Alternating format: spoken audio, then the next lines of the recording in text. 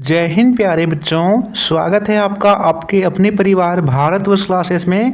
तो प्यारे बच्चों, इस वीडियो में हम आपके हिंदी कोर पाठ्य पुस्तक अंतरा भाग 1 के पाठ 1 देवसेना का गीत के सभी प्रश्न उत्तर इस वीडियो में करने वाले हैं। तो चलिए बच्चे स्टार्ट करते हैं। आपको वीडियो पसंद आती हो तो वीडियो को लाइक ज़रूर करिएगा। तो दे रखा है पहला प्रश्न, मैंने ब्रह्मवंश जीवन संचित मधुकारियों की भीख लुटाई, पंक्ति का भाव स्पष्ट कीजिए। तो देखिए यहाँ पर लिखेंगे, देवसेना स्कंदगुप्त से प्रेम करती थी तथा उसे पाना चाहती थी, परंतु स्कंदगुप्त देवसेना की ओर आकृष्ट ना हो सका तथा वह विजया को पाने के लिए ललायित था। देवसेना स्कंदगुप्त के प्रति प्रेम का भ्रम पाले हुए थी। देवसेना को जीवन में जो कुछ भी मिला वह उसे संभाल नहीं पाई। देवसेना ने अनुभव किया कि उसके जीवन भर की संचित पूंजी को लुटा दिया है। जीवन की संध्या बेला में उसे अपनी भूल का एहसास हुआ। वह इस भ्रम भरी भूल का प्रायश्चित करती है। बहुत ही शानदार सा उत्तर है, आप नोट कर लेंगे। दूसरा प्रश्न है, कवि ने आशा को बावली क्यों कहा है?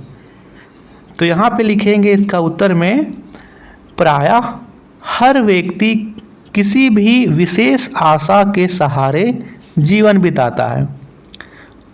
हर व्यक्ति अपने जीवन में कुछ सपने देखता है। प्रेम की आशा में व्यक्ति अपने मोहक सपनों को बुनता है, भले ही उसे असफलता क्यों ना मिले। यहाँ तक कि व्यक्ति धुन का पक्का होने की हालत में पागलपन की स्थिति तक पहुँच जाता है। आशा ही व्यक्ति को बावली बनाए रखती है। ठीक है, बहुत शानदार। तीसरा प्रश्न यहाँ पर आया है बच्चा, मैंने निज दुर्बल होड़ लगाई, इन पंक्तियों में दुर्बल पद बल और हारी होड़ में निहित व्यंजना स्पष्ट कीजिए। तो यहाँ पे लिखेंगे, कवि ने इन पंक्ति में व्यंजनार्थ प्रस्तुत किया है। कवि इस पंक्ति के माध्यम से व्यक्त करता है कि देवसेना को ज्ञात है कि वह असमर्थ एवं शक्तिहीन है। वह जानती है कि उसके पैर कमजोर हैं, यानी वह परिस्थितियों के सम्मुख कमजोर है, फिर भी वह परिस्थिति से टकराती है। दुर्बल पद बल में यही व्यंजना व्याप्त है। हारी होड़ में कवि व्यक्त करता है कि देवसेना को अपने प्रेम के हारने का ज्ञान है, इसके बावजूद वह प्रलय से लोहा लेती है। देवसेना इन बातों से अपनी लगनशीलता का परिचय देती है। नोट कर लिए बच्चा?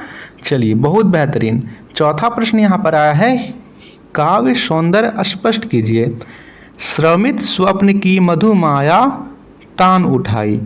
तो यहाँ पर लिखेंगे, जयशंकर प्रसाद जी इन पंक्तियों में स्मृति बिंब को साकार कर दिया है।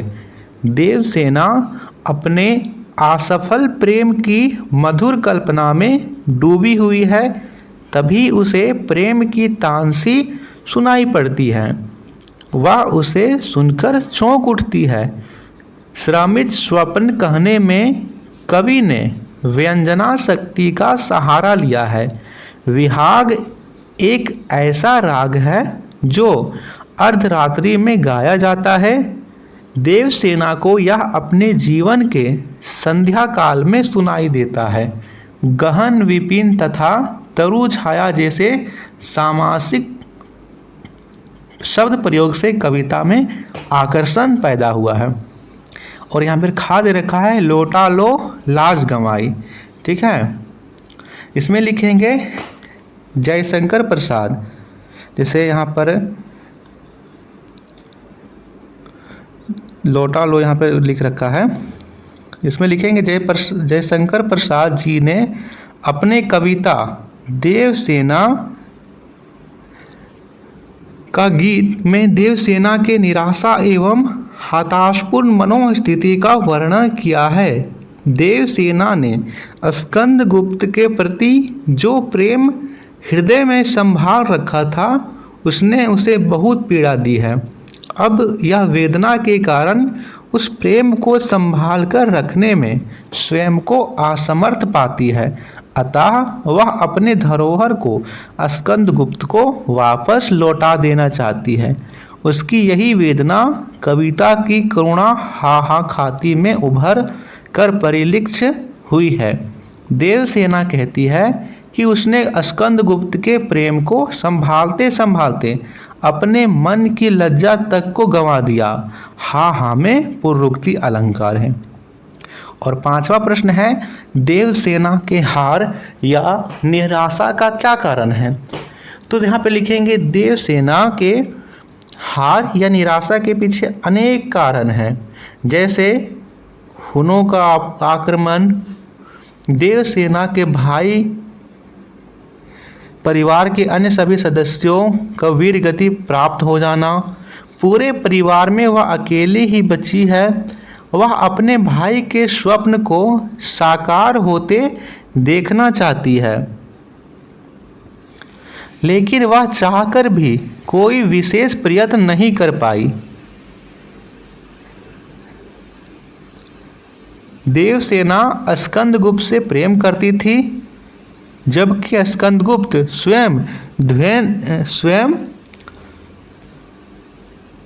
धनकुबेर की पुत्री विजया पर आसक्त था। इस तरह देवसेना को प्रेम में भी असफलता ही हाथ लगी। देवसेना स्वयं को उपेक्षित जानकर निराशा से भर उठी। देवसेना को वृद्ध प्रणदत्त के आश्रम में गीत गाकर भिक्षा तक मांगने को विवश होना पड़ा। ठीक है, चलिए, तो ये था पाठ्यपुस्तक से संबंधित प्रश्न। वीडियो अच्छी लगी तो वीडियो को लाइक और शेयर कर दीजिएगा। धन्यवाद।